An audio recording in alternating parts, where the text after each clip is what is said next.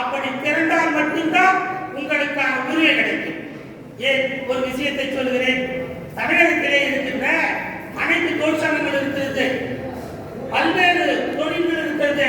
பணமரத்து வாரியமாகட்டும் இல்லது அடிகள் வாரியமாகட்டும், எதாகட்டும் வாரியங்கள், பல்வேறு வாரியங்கள் இருக்கின்றன. ஆனால் வாரியத்துக்கெல்லாம் தலைவர் பதவி இருக்கிறது. ஆனால் அந்த தலைவர் பதவியை இதுவரையிலும் யாராவது ஒருவர் இந்த சமூகத்திற்கு பெற முடிந்ததா? பெற முடியவில்லை. ஒரு வீட்டில் அதாவது மரம் பணமரத்து வாரியம், அதே எர்ணாகுளம் நாராயணன் தலைவர், ஒரு கட்டிட தொழிலாளர் அந்த பெரிய பாடநூல் கழகத்துக்கு திண்டுக்கல்வி அனுப்பு.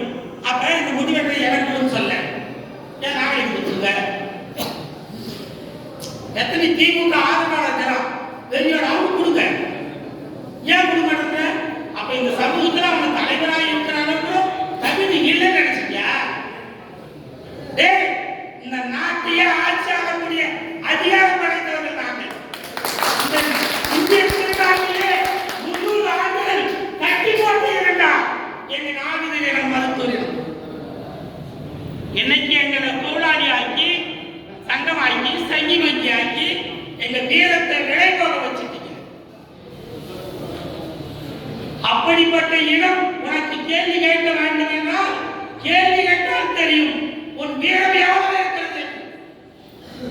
இன்றைக்கு திராவிட இயக்கத்துடைய முன்னணி தலைவராக, உறவுக்காராக,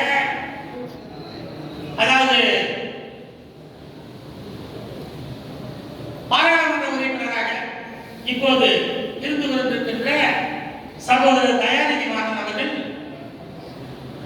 ஒரு வாரத்துக்கு முன்பாக ஒரு ஊடகத்திலே சொல்லியிருக்கிறார், வேலையில்லாத நாவிதன் பூனை சிறைப்பதற்கு சமம்.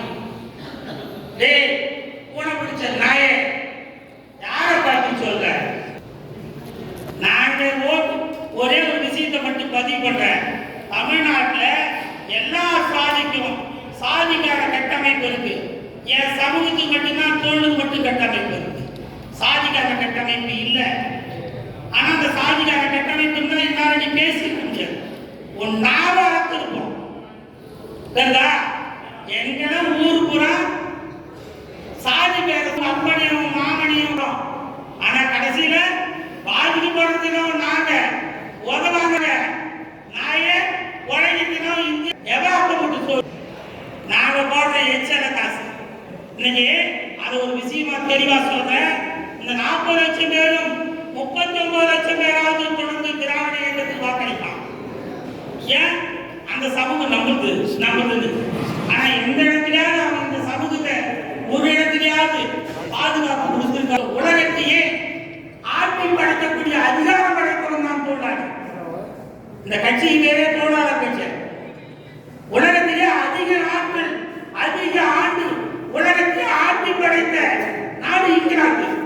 அந்த இங்கிலாந்திலே அதிக நாட்கள் ஆட்சி அதிகாரத்தில் இருந்த ஒரே கட்சி தொழிலாளர். தொழிலாளர்கள் தான் தொழிலாளர்கள் புரட்சி ஏற்படுத்தும். இந்த தொழிலாளர்கள் தான் நம்ம கலைவாணிக்காக ஆர்ப்பாட்டம் பண்ணும்போது கொரோனாவை தாண்டி கடிச்சு பதவிக்கு நீங்க ஆர்ப்பாட்டத்தை காட்டுறீங்க. தொழிலாளர் வர்க்கம் இல்லாத எந்த நாடும், எந்த மொழியும், எந்த இனமும் வரலாறு இல்லை.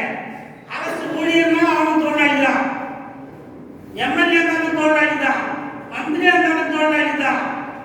யாராக எஜமான்? இது ஜனநாயக நாடு. நீ பிரயோஜனமாவாக கார்பரேட் கம்பெனி சொல்லுகிறான்.